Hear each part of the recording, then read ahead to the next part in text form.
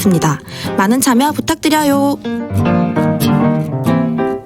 예, 설 연휴에 안타까운 사고가 있었죠. 동해시에 위치한 펜션에서 일가족 7명 가운데 6명이 사망을 하는 가스 폭발 사고가 있었습니다. 이 펜션이 무허가로 영업을 해왔다고 하는데 취재를 했던 KBS 강릉방송국 김보람 기자 연결해서 이 사고 좀 짚어보도록 하겠습니다. 김보람 기자 나와 계시죠? 네, 안녕하세요. 예, 사고 현장 다녀오셨죠?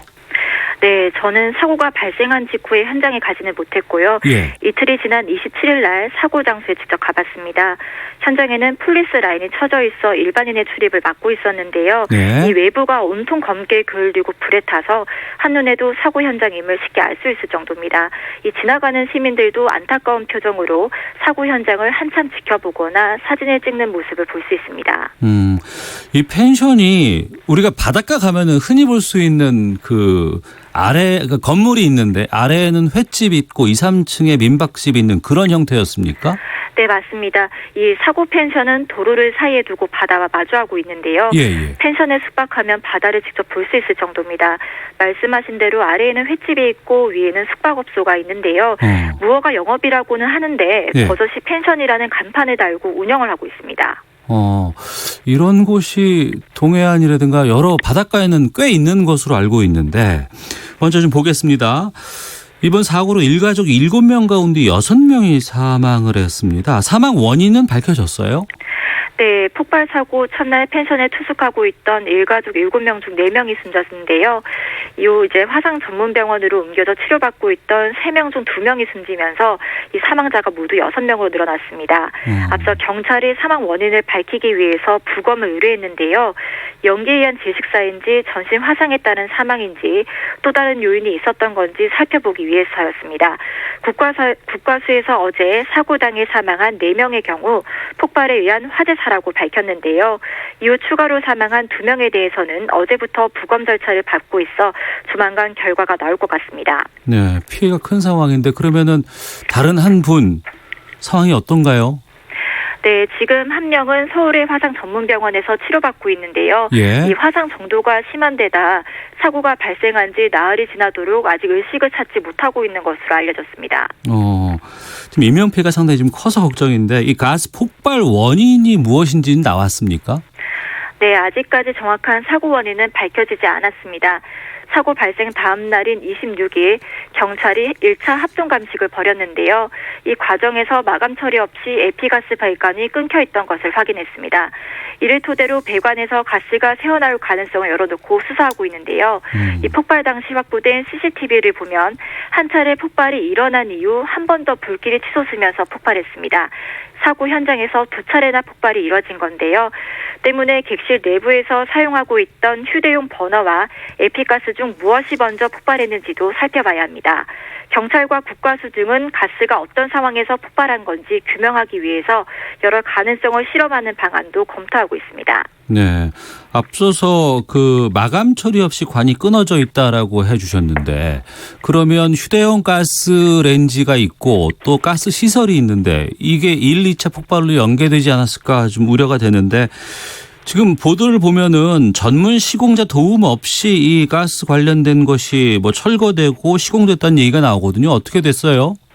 네, 경찰 조사에서 펜션 주인인 남 씨가 최근 객실 내부 가스레인지를 직접 철거하고 인덕션, 즉 저희가 전기레인지를 설치했다고 진술한 것으로 알려졌습니다. 때문에 펜션 업주가 객실 내부 가스레인지를 전기레인지로 교체하던 중에 제대로 마감 처리를 하지 않은 것인지 조사하고 있습니다. 그러니까 배관 제대로 뭐 관리하지 않아서 가스가 새어나왔고 이게 좀 폭발 사고의 직접적인 원인으로 보고 있습니까? 네, 여러 가능성을 열어두고 있지만 경찰은 가스 배관 끝부분이 안전장치 없이 그대로 노출된 점을 주목하고 있습니다. 실제로 취재진이 배관 사진을 확보해서 전문가와 함께 살펴봤는데요. 예. 이 밸브가 밀려서 바깥으로 나오면 LPG가 나올 가능성이 있다며 마감도 하지 않은 이 상태에서는 굉장히 위험한 현상이 나타날 수 있다고 밝혔습니다. 예, 우리가 캠핑장이라든가 펜션에서 사고가 여러 건 있었습니다. 그때마다 이제 소방당국의 점검 이야기를 했었는데 지금 이곳도 펜션인데 소방 점검 받아야 할 것 같은데 여기는 점검 없었는지요? 네, 동해소방서가 2018년 7월부터 지난해 말까지를 화재 특별 안전 조사 기간으로 정하고 전수조사를 벌이고 있었습니다. 예. 때문에 사고가 난 펜션에는 지난해 11월 초에 방문했는데요. 예. 이 과정에서 펜션 불법 영업이 드러났습니다.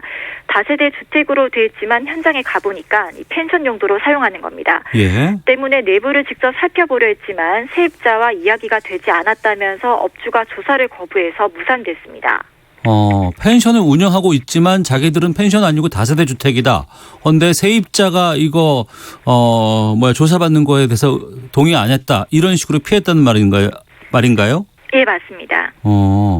근데 이게 2011년부터 이 영업을 해왔다고 하는데 한 번도 소방 점검 받지 않았다면서요? 예, 네, 앞서 말씀드린 사례를 좀 봐야 될 것 같은데요. 예. 이 화재 안전조사와 관련된 부분은 소방관련법에 따라서 조사를 하게 돼 있습니다. 네. 이 주택 용도의 경우에는 관계자의 동의를 얻어야만 조사가 가능하도록 돼 있습니다. 때문에 해당 펜션은 다가구 주택으로 등록이 돼 있고 이 관계자가 동의를 하지 않다 보니 조사를 하지 못했던 겁니다. 자, 동해 토바 펜션이라고 합니다. 이 가스 폭발 사고로 6명이 지금 사망한 상황인데요. KBS 강릉방송국 김보람 기자와 연결해서 지금 사고 경위에 대해서 말씀 나누고 있습니다. 구체적인 거 좀 여쭤볼게요. 이 곳이 영업을 시작한 지 9년이 지났고 근데 숙박시설이 아닌 다가구 주택으로 등록돼 있었다. 여기에 문제는 좀 없었나 싶기도 하거든요. 네.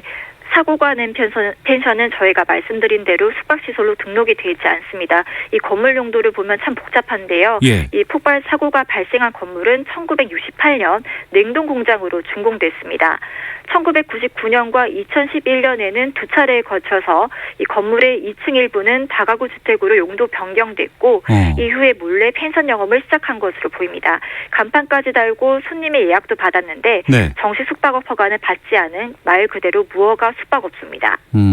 일반적으로 숙박시설은 어느 기관이 감독을 하게 되어 있습니까? 네, 이것도 좀 복잡한데요. 숙박시설은 생활숙박시설과 관광숙박시설, 그다음에 농어촌 민박 등으로 나뉩니다. 이 관광진흥법에 따라서 관광숙박업시설은 시군의 관광부서가, 또 일반 생활숙박형은 시군보건소가, 농어촌 민박은 시군농업기술센터가 맡게 됩니다.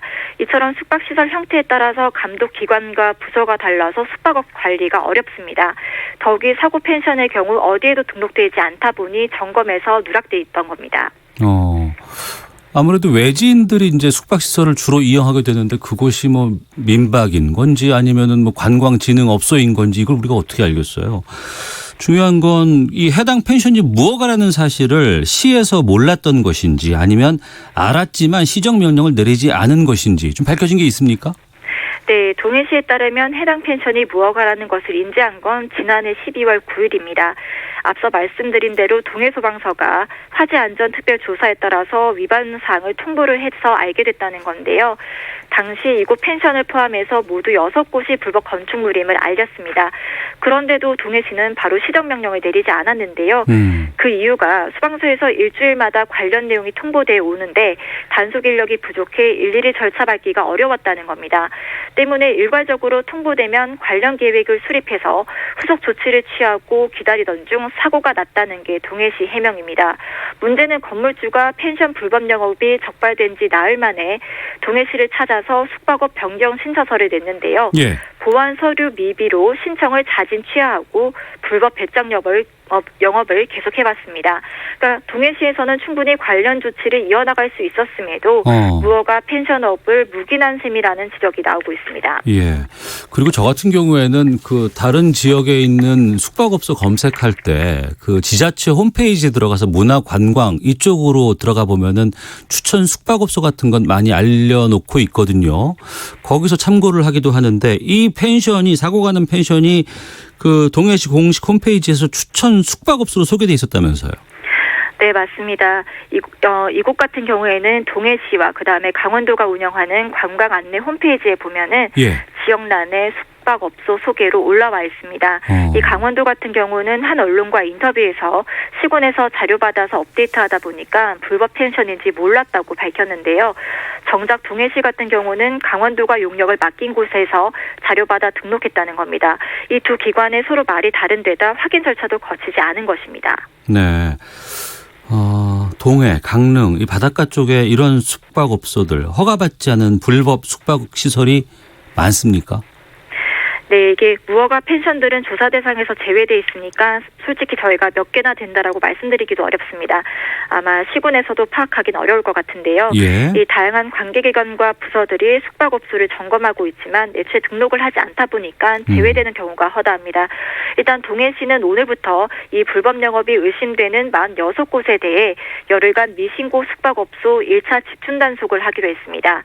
이 단속에는 앞서 동해소방서가 통보한 불법 숙박업소 6곳이 포함되어 있는데요. 이 업소들에 대해서는 공중위생관리법 위반에 따라 이제서야 조사 등을 거쳐서 영업장 폐쇄나 고발 조치에 들어가기로 했습니다. 네. 지금 아이들 방학 시간이고 또 조금 있으면 봄방학도 있기 때문에 여행 가시는 분들 꽤 있을 것 같습니다. 국내 여행. 숙박시설 고를 때 이게 이 시설이 불법인지 아닌지 확인할 수 있는 방법은 없나요? 네, 먼저 관광객들이 일선시군에 직접 전화를 걸어서 불법 시설 여부를 확인해 볼 수 있을 것 같은데요. 예. 또 동해 지역의 경우는 이번 사고를 계기로 숙박업소를 소개하는 홈페이지에서 불법 숙박시설을 제외하기로 했습니다. 따라서 관광객들이 시 홈페이지에서 소개된 시설을 이용하면 될 것 같습니다.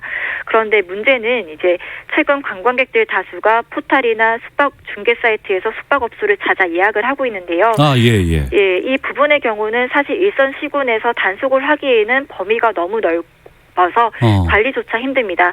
때문에 불법 시설이 그대로 소개될 수도 있는데요. 때문에 동해시 같은 경우에는 이번 사고와 같은 일이 반복되지 않도록 정부가 나서서 대책을 마련해야 한다는 의견도 나오고 있습니다. 알겠습니다. 이게 요즘에 그 예약 어플 같은 것들이 많이 있어서 그쪽으로 신청하는 경우가 꽤 있습니다. 저도 그런 경험이 있었는데 이 다녀오는 곳, 예약하는 곳이 이게 허가가 난 곳인지를 확인할 수 있는 방법이 없다는 게 좀 당황스럽네요. 알겠습니다. 오늘 말씀 여기까지 듣겠습니다. 고맙습니다. 네. 네, KBS 강릉방송국의 김보람 기자였습니다.